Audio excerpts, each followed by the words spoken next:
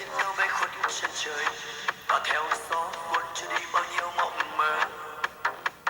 Đời thật buồn và nhiều thương đau từ lúc em đi mang theo tình anh. Trong cơn mơ em mong chờ anh với nỗi nhớ đọa đầy. Em ơi anh như con thuyền kia mãi lênh đênh trôi theo sóng nước ngoài khơi. Trôi đi bao niềm đau đã vây kín trong lòng. Nếu đã có những lúc em biết rằng dù muốn ra đi nơi phương trời xa, em yêu anh từng ngày nhớ em trong trái tim anh ước mong em mau về đây. Hey!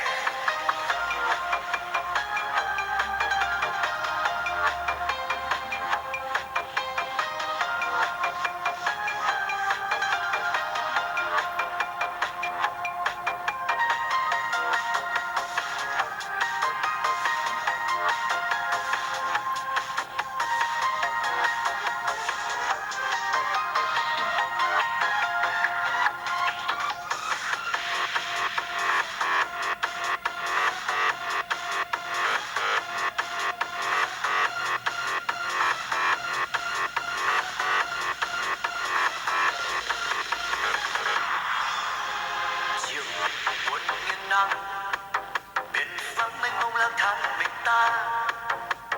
Mây trên cao bay khuất chân trời và theo gió cuốn trôi đi bao nhiêu mộng mơ. Đời thật buồn và nhiều thương đau từ lúc em đi mang theo tình anh. Trong cơn mơ em mong chờ anh với nỗi nhớ đọa đầy. Em ơi anh như muôn loài chim sống cô đơn qua đi bao nhiêu thời gian. Bay đi ôi loài chim đã gãy cánh bên trời.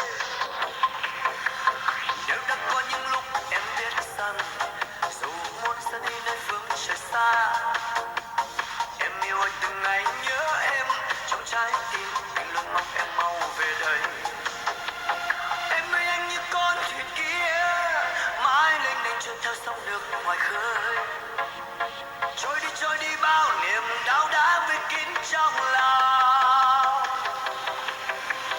Nếu đã có những lúc em biết rằng dù muốn ra đi nơi phương trời xa, em yêu anh từng ngày nhớ em trong trái tim anh luôn mong em mau về đây.